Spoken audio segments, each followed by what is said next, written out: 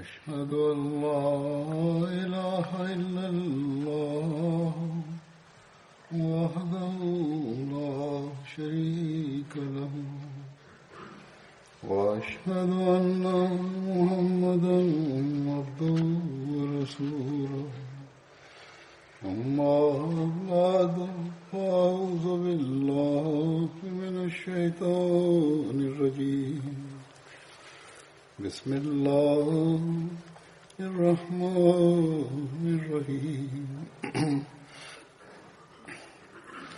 الحمد لله رب العالمين الرحمن الرحيم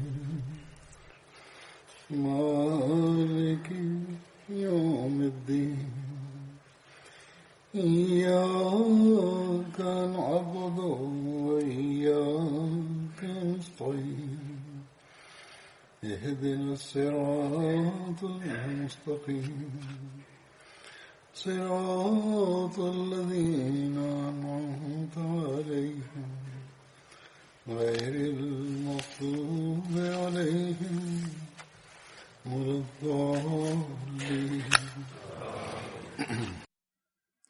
Hazrat Amirul Mominin ayyadahullahu ta'ala bin Yazid amesema ya kwamba kumbukumbu za maswahaba wa Badri niliyoanza kueleza na hutuba ya mwisho niliyoitoa juu ya maswahaba nilikuwa nimeitoa katika nchi ya Ujerumani, ambapo nilikuwa nimeeleza kuhusu Abdullah, na kuhusiana na hilo baba yake Abdullah ambaye alikuwa anaitwa Abdullah bin Ubay bin Sulul, nilikuwa nimemaliza kumbukumbu yake na nilikuwa nimeeleza kuhusu vita vya Uhud, ya kwamba pale ambapo Mtume Muhammad sallallahu alaihi wasallam akikubali jambo la vijana akaamua kushindana na wapinzani akiwa nje ya Madina, basi Abdullah bin Ubay kwanza alifuatana na Huzur pamoja na watu wake, lakini alipofika karibu na mlima wa Uhud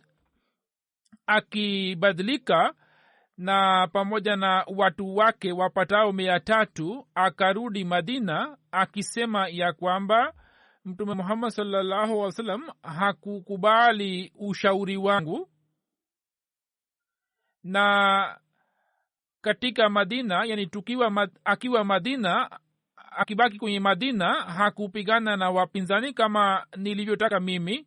Akasema ya kwamba vita hii si vita, hili ni jambo la kujiingiza kwenye maangamizo, na akaanza kusema ya kwamba mimi siwezi kujiingiza kwenye maangamizo hayo. Kwa vyovyote vile yeye alikuwa na mashaka moyoni mwake, alikuwa na unafiki moyoni mwake tangu mwanzo, na mnafiki muda wote anakuwa hana moyo, na sifa yake hii ilizihirika alipofika huko. Basi yeye baada ya kurudi Madina pamoja na watu wake, Waislamu wakabaki kama 700, na pamoja na hayo walipopigana vita Waislamu wakashinda na walikuwa wamepata ushindi, lakini mwishowe kutokana na kutokuifuata amri ya Mtume Muhammad sallallahu alaihi wasallam na kuacha ule mlima, Waislamu wakapata hasara kubwa sana.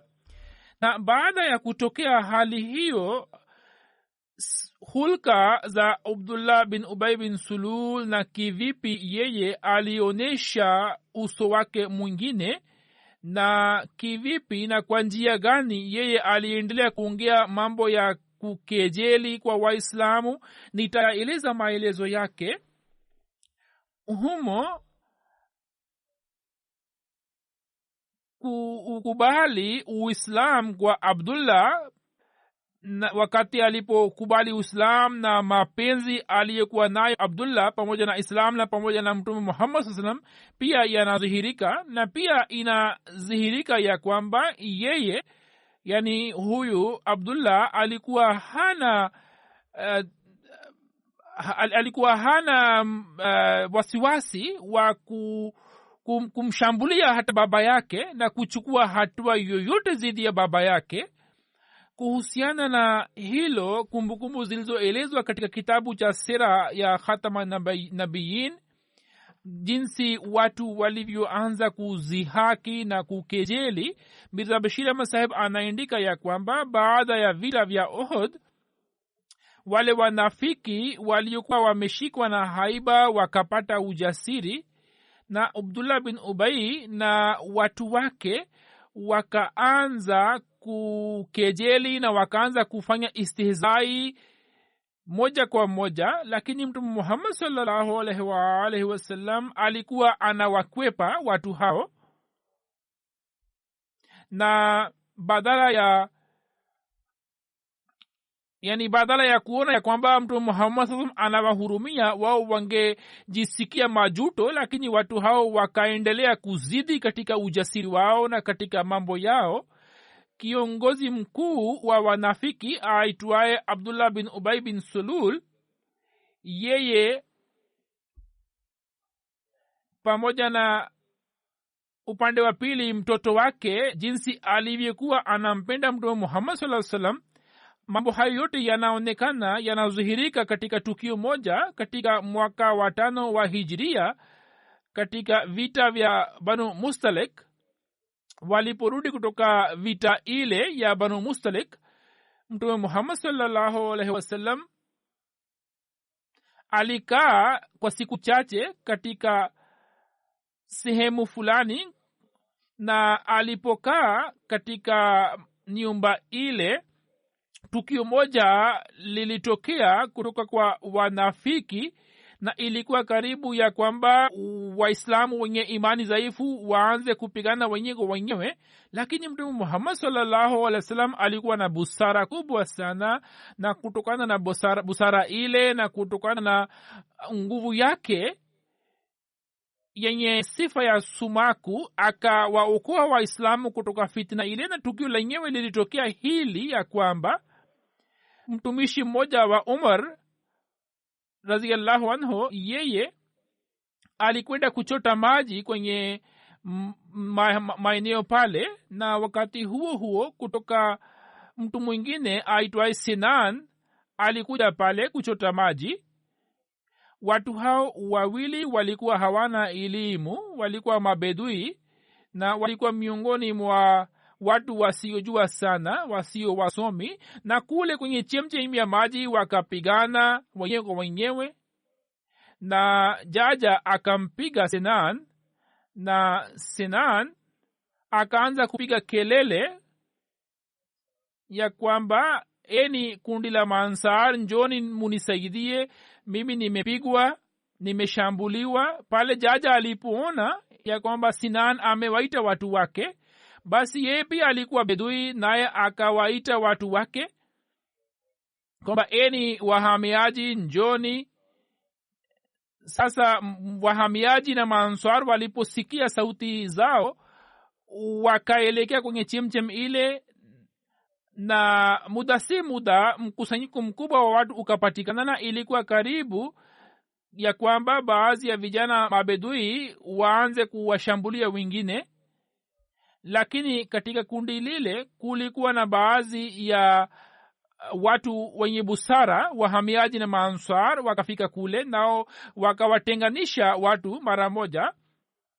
Mtume Muhammad sallallahu alaihi wasallam alipopata taarifa hiyo, yeye akasema ya kwamba huu ulikuwa udhihirisho wa ujinga, na akauchukia, na hivyo tukio lile likakosa athari yake. Lakini pale ambapo kiongozi wa wanafiki Abdullah bin Ubay bin Salul alikuwa ameshiriki kwenye vita vile vya Banu Mustalak, alipopata taarifa ya tukio hilo, basi huyu mwenye bahati mbaya akaanza kuhuisha tena fitina ile, na akawaambia watu wake, na akaanza kuwashawishi watu wake dhidi ya Mtume Muhammad sallallahu alaihi wasallam na dhidi ya Waislamu, na akasema kwamba nyinyi ndio mlikosea, kwa sababu nini mliwapa himaya, mliwapa uhifadhi, na sasa umewafanya wawe juu yenu. Sasa nyinyi mnataka kutelekeza, na watu hao watawaacheni na watarudi nyuma. na mwishowe mtu huyu mwenye bahati mbaya akasema ya kwamba ikiwa tukirudi Madina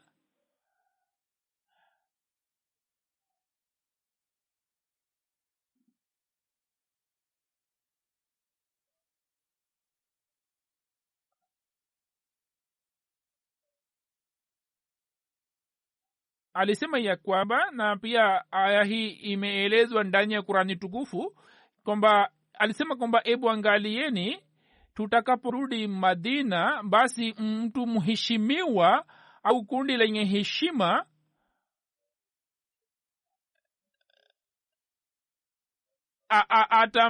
atamfukuza mtu zalili au kundi lililozalilika kutoka mji.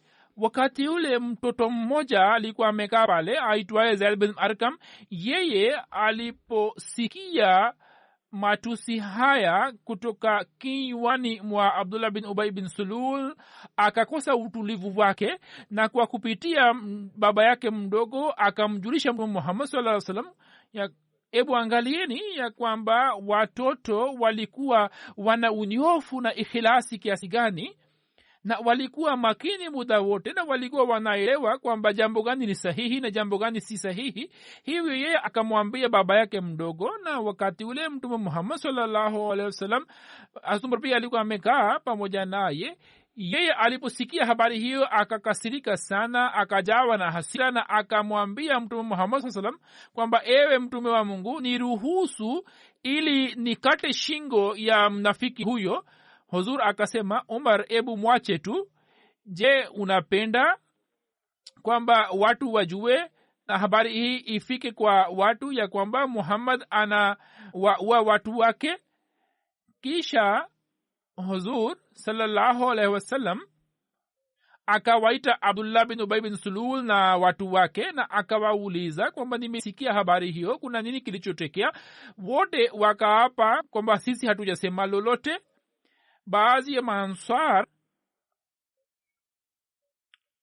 kwa njia fulani wakamweleza Huzur kwamba labda Zaid bin Arkam atakuwa amekosea. Sasa wakati ule Mtume sallallahu alaihi wasallam akakubali jambo la Abdullah bin Ubay bin Sulul na watu wake, na akakataa jambo la Zaid bin Arkam, kwa kuwa Zaid alipata huzuni wakati ule. Lakini baadaye kutokana na wahi wa Qur'ani jambo la Zaid bin Arkam likathibitika na likawaacha wanafiki wawe na batili, aya ambayo nimeisoma. Sasa upande mmoja Huzur alikuwa amewaita Abdullah bin Ubay bin Sulul na watu wake, na upande wa pili Mtume Muhammad sallallahu alaihi wasallam akamwambia Umar radhiyallahu anhu kwamba awaambie watu wajiandae kwenda kurudi, na muda huu ulikuwa muda wa mchana, pale ambapo Mtume Muhammad sallallahu alaihi wasallam wakati wa mchana alikuwa hasafiri, kwa sababu kutokana na msimu wa Uarabuni muda huu unakuwa muda wa joto kali, na kusafiri katika muda huo kunakuwa kugumu sana. Lakini Mtume Muhammad sallallahu alaihi wasallam kutokana na mazingira yale akaona ya kwamba ni vyema tutoke kutoka hapa. Hivyo kutokana na amri ya Mtume Muhammad sallallahu alaihi wasallam, mara moja kundi la jeshi la Kiislam likaanza kurudi nyuma, na labda kwenye sehemu nafasi hii Usaid bin Ansari ambaye alikuwa kiongozi wa kabila la Ansar akamjia Mtume Muhammad sallallahu alaihi wasallam na kusema ya kwamba ewe Mtume wa Mungu, wewe katika muda huu mara nyingi huanzi safari yako, leo imekwaje kwamba umeanza safari yako muda wa mchana? Mtume sallallahu alaihi wasallam akasema, Usaid, je, hujasikia kwamba Abdullah bin Ubay amesema maneno gani?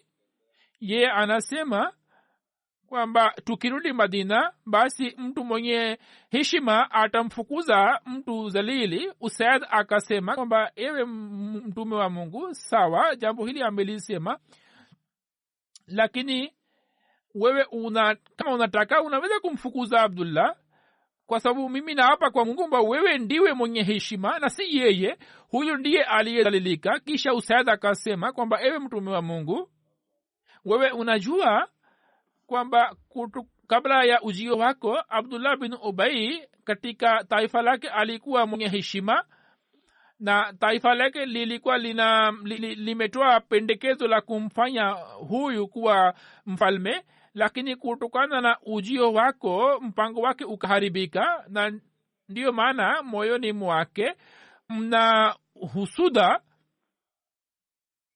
Hivyo wewe usimjali hata kidogo na umrehemu au umkwepe tu. Katika muda si muda mtoto wake Khubab alikuja na huzur alikuwa amebadilisha jina lake kuwa Abdullah. Yani Abdullah huyu ambaye anatajwa ye alikuwa sahaba mwenye imani.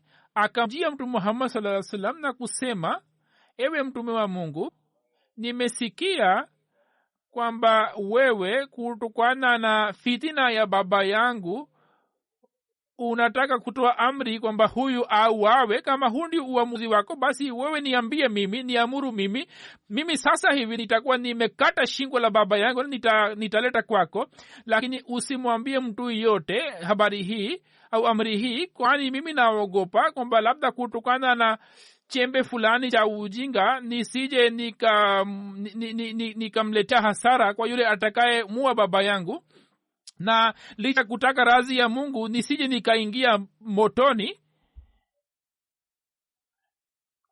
na mimi nataka nipate radhi ya Mungu, lakini nisije nikamua muislamu fulani alafu niingie jahanamu. Huzur akasema kwamba mimi sina mpango huo, na kwa vyovyote vile sisi tutamhurumia baba yako. Lakini abdullah bin ubai alikuwa na jazba zidi ya baba yake. Pale ambapo kundi la Kiislam lilirudi Madina na Abdullah akasimama akizuia njia ya baba yake na kusema ya kwamba mimi naapa kwa Mungu kwamba sitakuruhusu uende hadi useme ukiri kwa mdomo wako ya kwamba Mtume Muhammad ni mwenye heshima na wewe ni mtu aliyezalilika. Na Abdullah akamshawishi baba yake, hata baba yake akalazimika kusema maneno haya, na hapo ndipo Abdullah akaacha njia yake.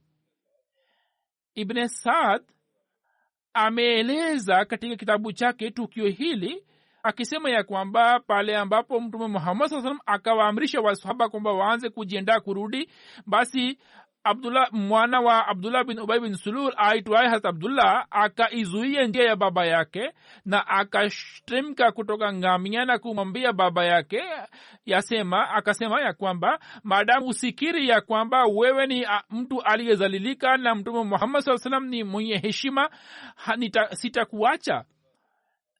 Sasa Mtume Muhammad sallallahu alipopita karibu nao akasema kwamba ebu mwache tu. Yeye alikuwa ameona, akasema hebu mwache tu. Yeye akasema ya kwamba sisi tutamtumikia maadamu yuko hai pamoja nasi. Na tukio hili limeelezwa katika Tabakatul Kubra. Pia kumbukumbu hizi zinapatikana ya kwamba baba ya Abdullah aitwaye Abdullah bin Ubai akasema ya kwamba yani mheshimiwa au kundi lenye heshima watawafukuza watu waliozalili. Hapo Abdullah akamwambia Mtume Muhammad kwamba ewe Mtume wa Mungu, huyu ndiye zalili na wewe una heshima, wewe ni mheshimiwa. Yani mwana akasema kuhusu baba yake. Kisha kuna tuhuma chafu iliyoletwa na wanafiki, inahusika na tukio la ifk ambalo mpangaji wake alikuwa Abdullah bin Ubay bin Sulul.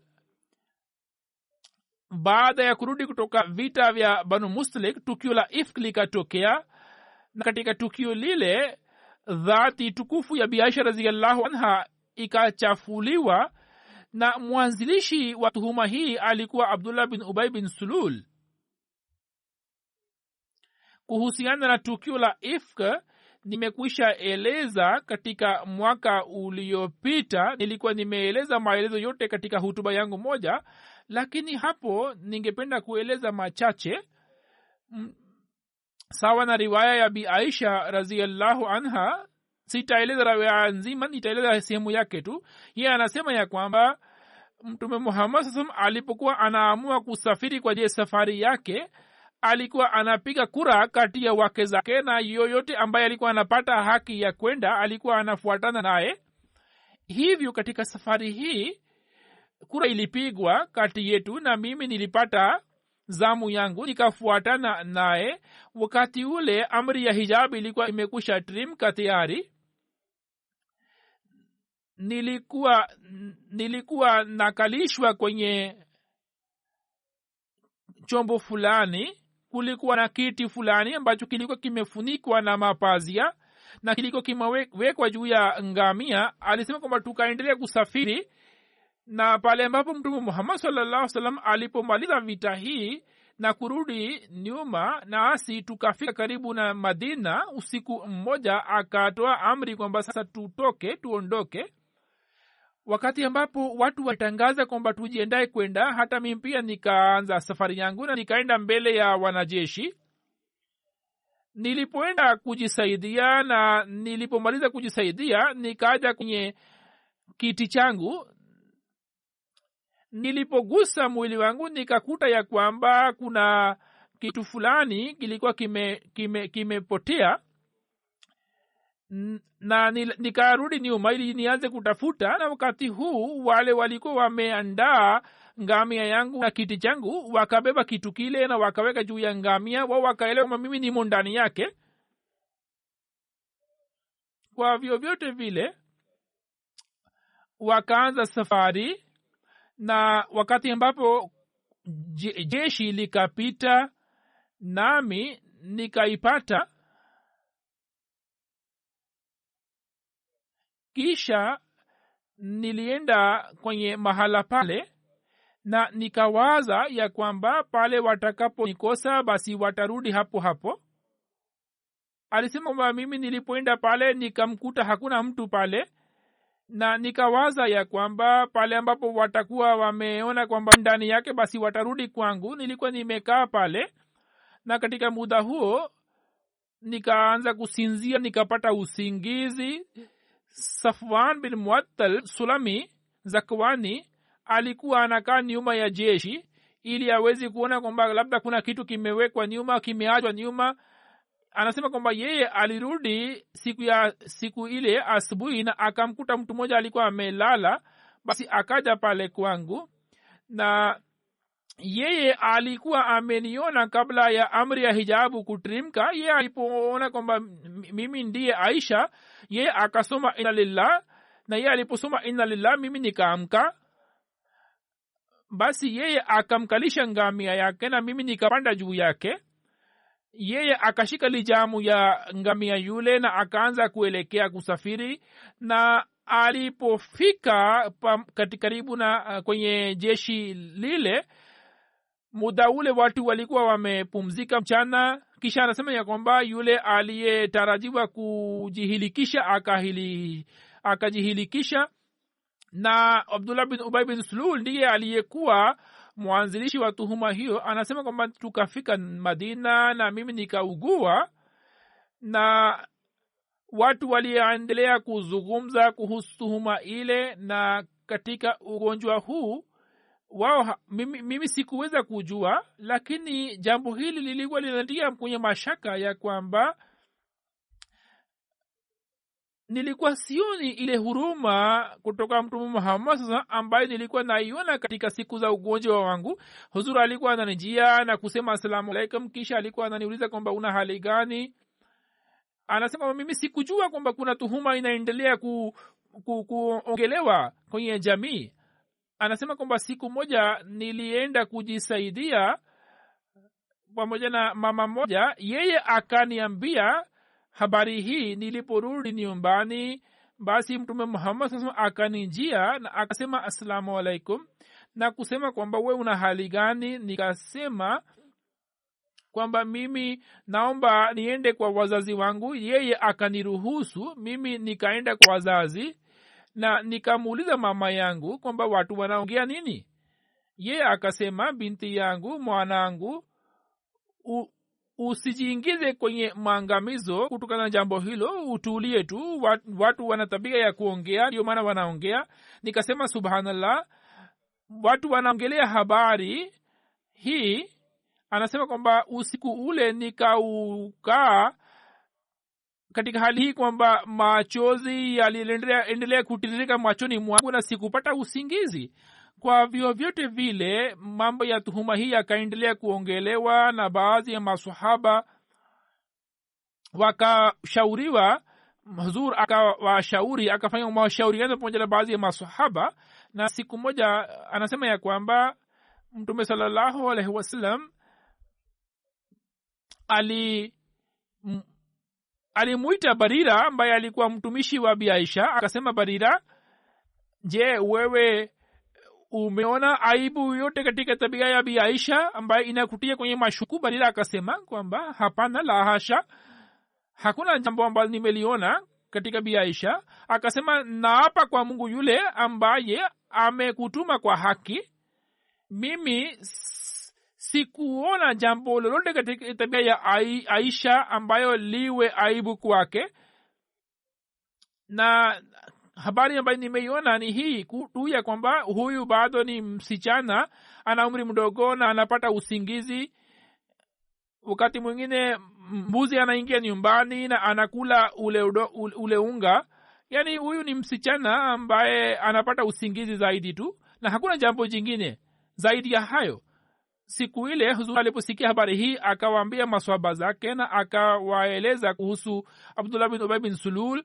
Hapo Mtume sallallahu alaihi wasallam akasema kwamba ni nani atakaye mwangalia mtu huyu ambaye amenihuzunisha kuhusu mke wangu? Akasema kwamba mimi naapa kwa Mungu kwamba sijaliona jambo lote isipokuwa wema tu katika mke wangu. Na watu hao wamezungumza kuhusu mtu fulani ambaye hata mimi sioni wema, sioni kitu chochote zaidi ya wema tu. Na alipokuwa alikuwa anakuja pamoja nami tu, na hakuja akiwa peke yake. Kwa kifupi, Bi Aisha radhiallahu anha anasema ya kwamba siku moja Mtume Muhammad sallallahu alaihi wasallam aliniuliza moja kwa moja.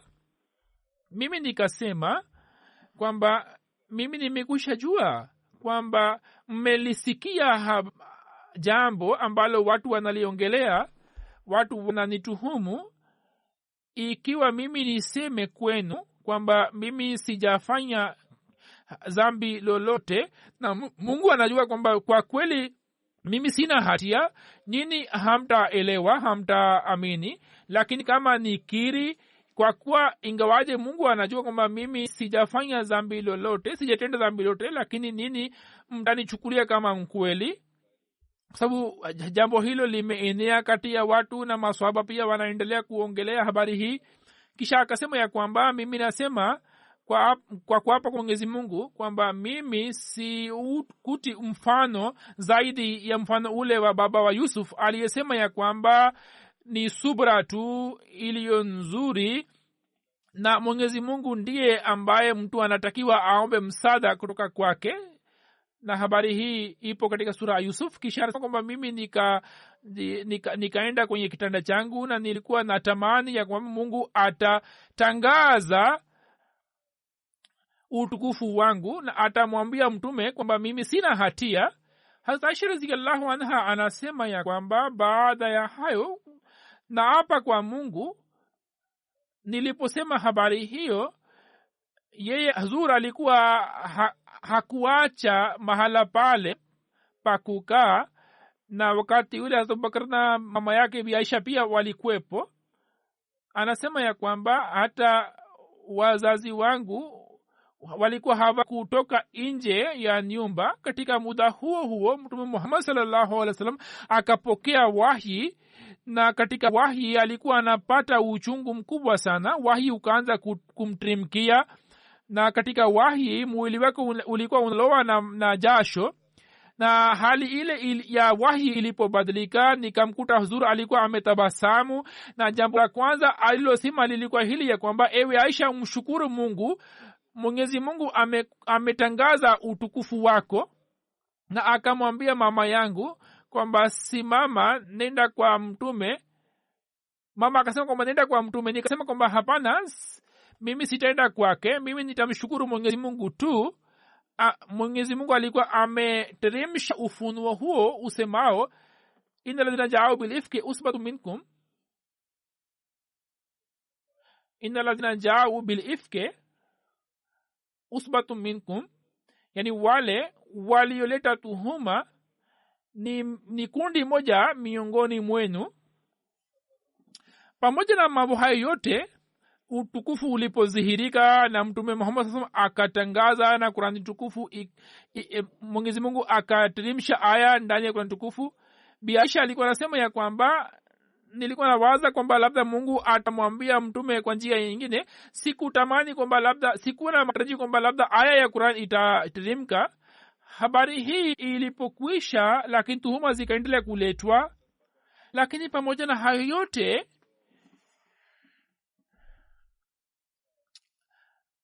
mtu huyo kiongozi wa wanafiki, jinsi alivyotendewa na mtume Muhammad sallallahu alaihi wasallam ilikuwa nini?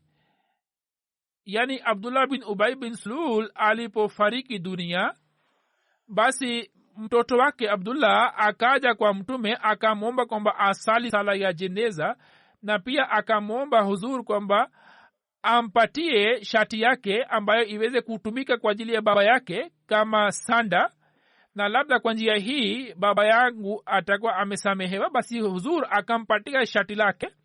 Katika riwaya nyingine pia imeelezwa kwamba pale baba yake Abdullah, yani Abdullah bin Ubay bin Salul alipofariki dunia, yeye akamjia mtume Muhammad sallallahu alaihi wasallam kusema ya kwamba nipatie shati lako ili niweze kumvisha baba yangu kama sanda, na usalishi sala ya jeneza na ufanye istighfar kwa ajili yake. Mtume Muhammad akampatia shati lake na kusema kwamba mtakapomaliza mambo ya kuvisha sanda na vitu vingine uniite. Na pale ambapo mtume alianza kusalisha sala ya jeneza, Umar akasema kwamba Mwenyezi Mungu amekukataza kuswali au kusalisha sala ya jeneza ya wanafiki. Mtume akasema kwamba nimepewa hiari kwamba nifanye istighfar au nisifanye istighfar. Hivyo mtume Muhammad sallallahu alaihi wasallam akasalisha sala yake ya jeneza. Kisha pale ambapo amri ya Mungu iliteremka kwamba watu hao sala ya jeneza isisalishwe, hapo mtume sallallahu alaihi wasallam akakubali na aliacha utamaduni huu.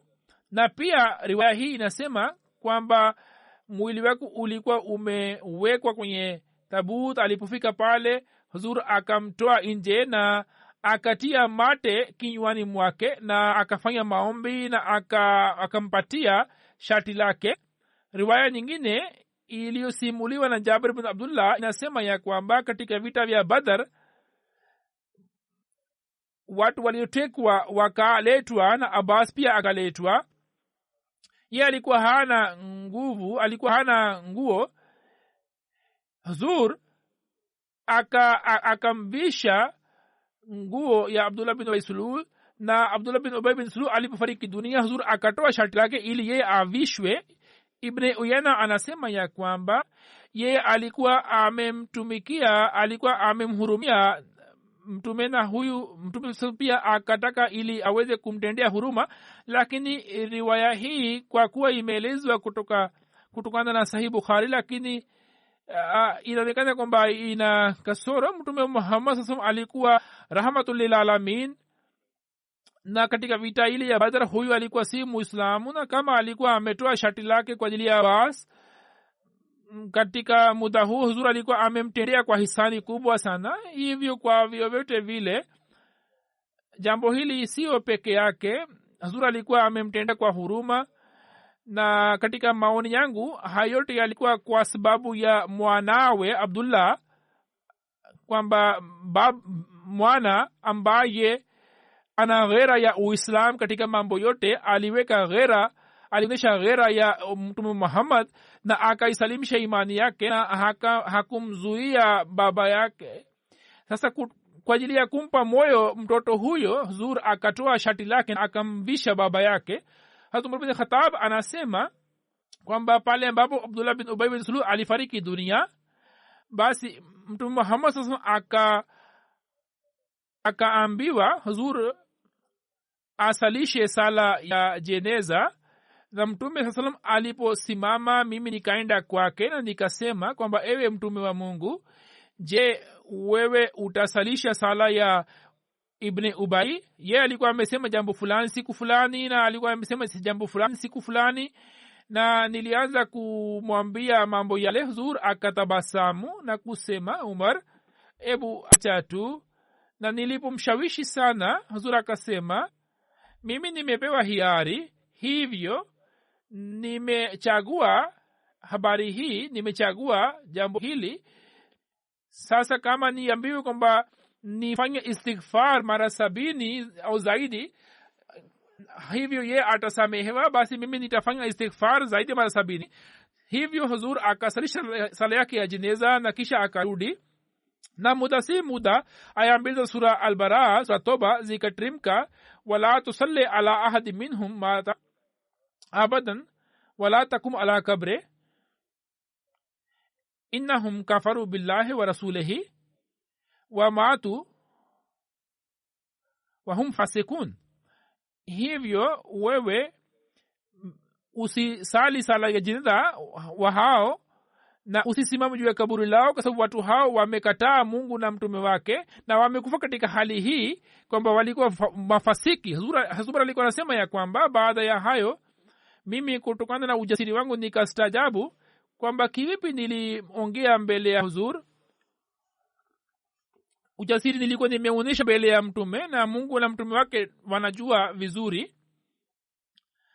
Katika ile kumbukumbu ya Abdullah tukio hilo limekwisha, na kumbukumbu za masahaba wengine zitaendelea. Katika muda huu ningependa kueleza kumbukumbu za baadhi ya watu waliofariki dunia na nitasalisha sala yao ya jeneza. Kumbukumbu ya kwanza ni ya Bi Amatul Hafiz ambaye alikuwa mke wa Maulana Muhammad Umar wa Kerala nchini India. Amefariki dunia akiwa na umri wa miaka 72. Inna lillahi wa inna ilaihi rajiun. Alizaliwa mwaka 1947 katika mji wa Kerala. Katika familia yake jumuiya ilipatikana kwa kupitia babu yake ambaye alikuwa Ahmadiyya, mwanajumuiya wa zamani. Yeye aliweza kuitumikia kama katibu wa fedha na katibu wa lajna imaila. Alikuwa anaswali swala ya tahajudi na pia aliwafundisha Qurani tukufu. Alikuwa anafunga saumu zote za nafal na zingine za Ramadhan. Aliweza kumtumikia mume wake kwa muda mrefu. Alikuwa mama mwema sana. Alikuwa na mahusiano imara pamoja na ukhalifa. Kila aliyekuwa anakuja Mission House alikuwa anawatumikia wageni kwa ikhlasi kubwa sana. Kabla ya kifo chake akapata mshtuko wa moyo kwa mara 3,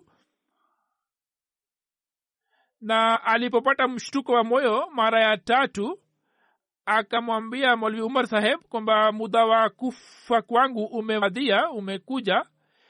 Kisha akasema kwamba nifikishe salamu zangu kwa wote. Kisha akasema Allahu Akbar mara 3 kwa sauti ya juu, na hapo ndipo akaelekea mbele ya Mungu. Alikuwa amefanya wasia na mabinti 4 wameacha nyuma. Alikuwa mama mkwe wa bana ambaye anafanya kazi katika ofisi ya PS.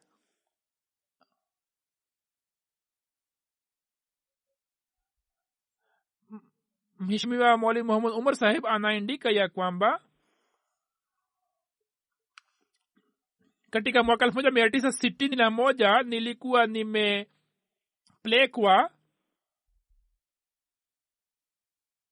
Nilipomaliza masomo na mtihani wa Maulvi Fazal, nilipelekwa kwa ajili ya madrasa Ahmadiyya kwa ajili ya kuwafundisha wanafunzi. Kisha nikapelekwa Hyderabad, na huku tukio moja likatokea mwaka 1967. Kutokana na mvua kubwa iliyoteremka Hyderabad, katika jengo lile pale ambapo kituo cha mahubiri kilikuwa kimepatikana, kutokana na mvua ile iliyonyesha kule Hyderabad, jengo lile likaporomoka, likabomoka. Wakati ule mimi nilikuwa sikwepo kule, na nilipofika Mission House nikashangaa kwa kuona ya kwamba jengo zima limekwisha anguka, isipokuwa sehemu kadogo ya jengo ilikuwa imebaki, pale ambapo mke wangu alikuwa amesimama pamoja na binti yangu. Katika hali hii, katika tukio hilo, kusalimika kwao kulikuwa muujiza mkubwa, na alipokuwa amesimama huko nyuma kulikuwa na vitu vya jengo lile, alikuwa hakuweza kuteremka chini, na hivyo ngazi ikaletwa kutoka idara ya kuzima moto, lakini hakuna mtu aliyepata ujasiri wa kupanda juu ili aweze kuwasalimisha mama na binti yake. Wakati ule mtu mmoja kutoka idara ile ya kuzima moto akasema kwamba hata kama niweze kujiingiza kwenye hatari, nitajaribu kuwaokoa mama huyu na binti. Hivyo mtu huyo akapanda kwenye ngazi na akamshusha binti, kisha akamshusha mama.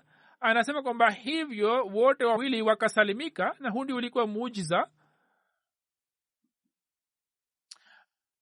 Anasema kwamba yeye alikuwa ananisaidia katika mambo yote. Anasema kwamba nilipoteuliwa kwenda Kerala, huku Kerala mama aliendelea kuitumikia jamaat kama katibu wa lajna kwa miaka 15, na aliweza kufanya kazi zake zote kwa njia iliyo nzuri. Kuanzia 2007 hadi 2014 alikaa katika mji wa Kadian, pale ambapo mume wake alikuwa Nazir Salar Shah. Katika muda huo kila siku alikuwa anakwenda Behishti Makbara na kufanya maombi marefu. Kisha akabahatika kufanya umra mwaka 2015. Bwana Umar anaandika ya kwamba kila siku baada ya kusali sala ya alfajiri alikuwa anasoma Qur'ani tukufu, alikuwa anasoma hadithi. Na siku ile ambapo amefariki dunia, hata siku ile pia Mungu alimjalia kufanya hayo yote. Alikuwa na shauku kubwa ya kuvisoma vitabu vya Sayyidina Ahmad Islam, na pia alikuwa anafanya juhudi kubwa sana ya kupata elimu mbalimbali. Na Hazur anasema ya kwamba hizi ni sifa ambazo kila mke wa mbashiri anapaswa kuwa nazo. Alikuwa anaelewa makamu ya mashekh, na alikuwa anawaheshimu sana. Alikuwa anawatumikia wageni kwa moyo safi, kwa moyo mkunjufu. Mwenyezi Mungu amrehemu na kumghufiria na anyanyue daraja zake, na awajalie watoto wake wawe warisi wa maombi yake. Jeneza ya pili ni ya mheshimiwa Chaudhry Muhammad Ibrahim Saheb, ambaye alikuwa meneja na mchapishaji wa gazeti la Ansarullah. Yeye alifariki dunia tarehe 16 Oktoba akiwa na umri wa miaka 83. Mwaka 1957 aliteuliwa kuwa 1960 pale ambapo gazeti la Ansarullah likaanza. Yeye akateuliwa kuwa meneja na mchapishaji, na hadi 2004 aliendelea kutekeleza wajibu wake katika Ansarullah Pakistan. Yeye alitumikia akiwa na nyazifa mbalimbali. 2003 alifanyiwa kesi fulani, basi akaja hapa London. Baada ya kuja hapa katika Ansarullah, alitumikia Ansarullah kwa miaka 9, na pia alikuwa mjumbe wa National Majlis Amila. Alikuwa Musi. Kabla ya kifo alikuwa ameenda Rabwa kutokana na ugonjwa wake, huku alifariki dunia. Binti moja na wavulana 5 pamoja na wajukuu wengi wameacha nyuma. Mwenyezi Mungu amrehemu na kumghufiria, na awajalie watoto wake na vizazi vyake waendelee kuhuisha sifa zake, wema wake.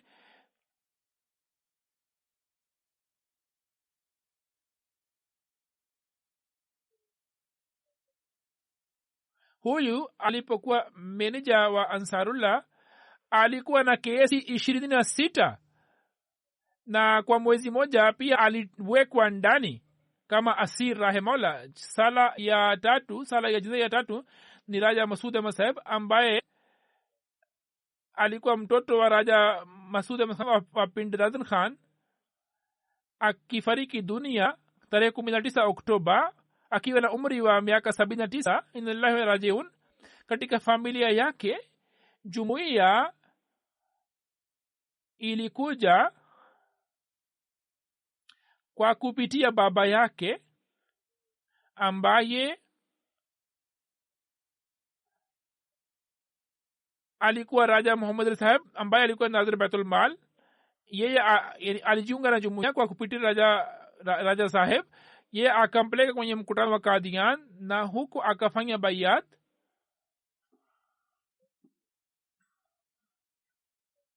Na tukio moja likatokea pale ambapo Muslim radhiyallahu anhu alikuwa anatoa hutuba katika jalsa. Katika muda ule anasema kwamba niliona kwamba kuna kijana mmoja mzuri amembeba mtoto mmoja mchafu, na mtoto huyo alikuwa na mafua, na kijana huyo akatoa kitambaa kizuri kwenye mfuko wake na akasafisha pua lake. Huzur alikuwa anatoa hutuba, na katika muda ule mtoto ule alipolia, Huzur Huzur akaona nyuma na akasema kwamba mtoto fulani amepotea, basi wazazi waje kumchukua. Anasema kwamba nilipoona kwamba kijana huyo alikuwa nani, alikuwa amevaa nguo nzuri, na mtoto huyo alikuwa nani, nikaambiwa kwamba kijana huyo ni Mirza Nasir Ahmad Saheb ambaye ni mwana wa Huzur, ambaye ni Sadr Khudamul Ahmadiyya. Anasema kwamba nilipata athari kubwa na nikasema kwamba nafanya bayati kwa tukio ambalo nilikuwa nimeliona. Yani wale walikuwa wanakuja kwenye jalsa wakiona mifano hii walikuwa wanajiunga na jumuiya. Hivyo Mheshimiwa Raja Saheb mwaka 1991 alikuja UK Uingereza, na hapo alikuwa rais wa kwanza wa jumuiya ya Catford, na pia akaitumia nyumba yake kama Jamaat Center. Pia Qaid Muhammad Ansarullah na additional secretary Wasaya pia akaendelea kuitumikia jumuiya.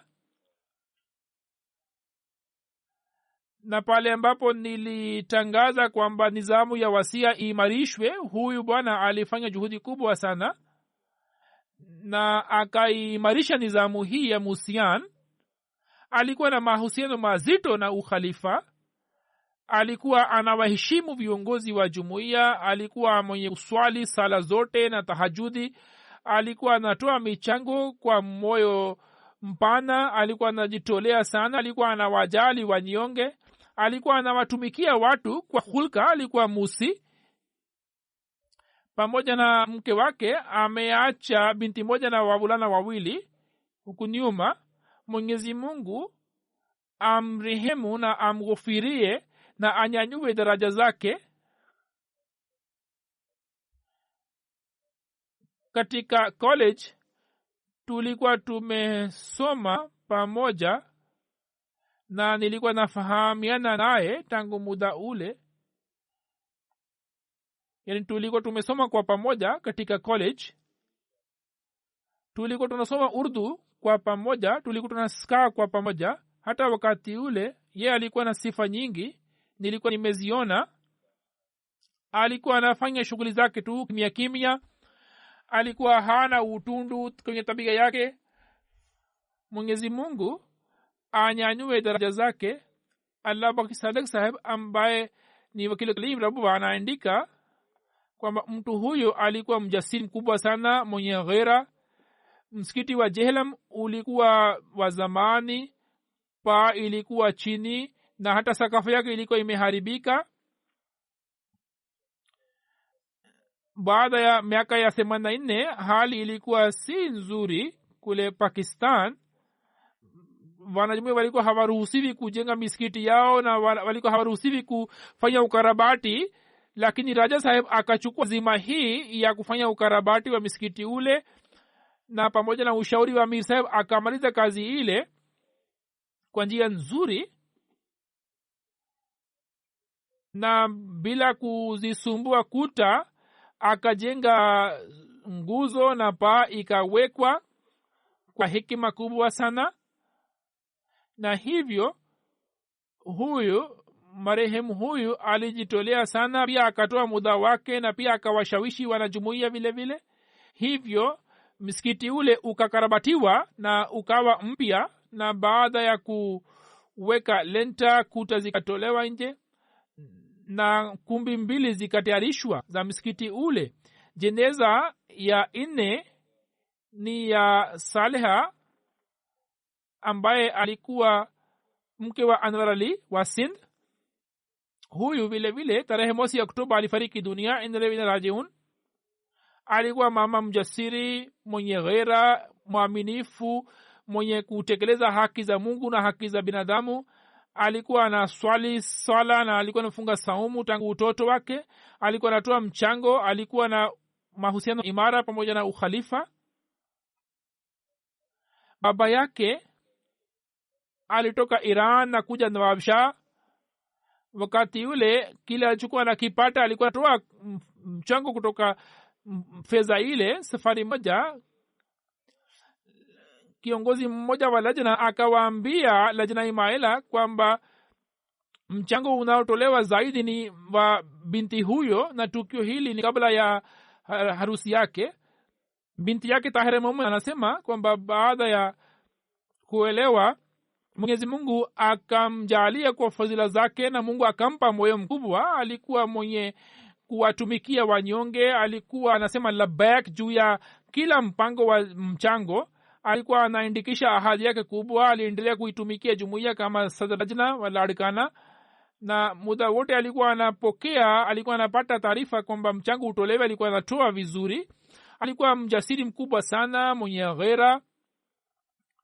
Katika jimbo la Sindh, katika mazingira yale, akiwa mbali, alikuwa ameolewa katika familia ya Kisindh, na aliweza kuweka mahusiano mazuri pamoja na watu wote, na aliweza kutekeleza wajibu wake wote katika familia yake kwa njia nzuri. Binti yake anaandika, popote pale ambapo amekaa, wajumbe wa lajna ya Maila wanamkumbuka sana. Wanasema kwamba muda wote ukipata shida yote tulikuwa tunamwomba, na alikuwa anatuambia kwamba kwanza muswali na mufanye maombi, na kisha mwenyewe pia alikuwa anafanya maombi kwa ajili yetu. Aliweka mahusiano mazuri pamoja na wanawake wote, na alikuwa anajenga jamii. Popote alipoenda alikuwa anakaa vizuri. Mwenyezi Mungu awajalie watoto wake wawe na hulka na unyofu, na amrehemu na amghufirie, na awafanye watoto wake waendelee kujiunga na ukhalifa na waendelee kujitolea katika jumuiya kama vile huyu alikuwa anafanya. Mungu ayakubali maombi yake. Mama huyu ana watoto 2 wa kiume na watoto 2 wa kike. Kama nisemavyo kwamba baada ya swala nitasalisha sala yao ya jeneza.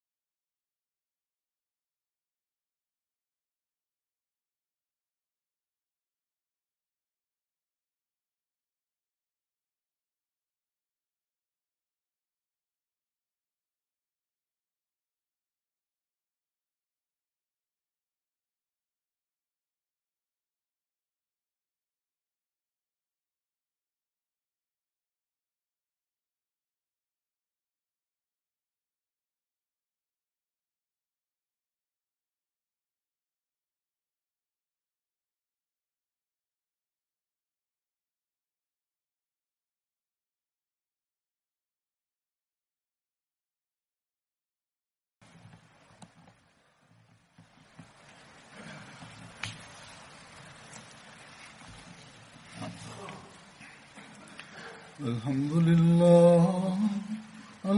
لله نحمده ونستعينه ونستغفره ونؤمن به ونتوكل عليه ونعوذ بالله من شرور أنفسنا ومن سيئات أعمالنا من يهده الله فلا مضل له ومن يضلل فلا هادي له ونشهد أن لا إله إلا الله ونشهد أن محمدا عبده ورسوله عباد الله رحمكم الله إن الله يأمر بالعدل والإحسان وإيتاء ذي القربى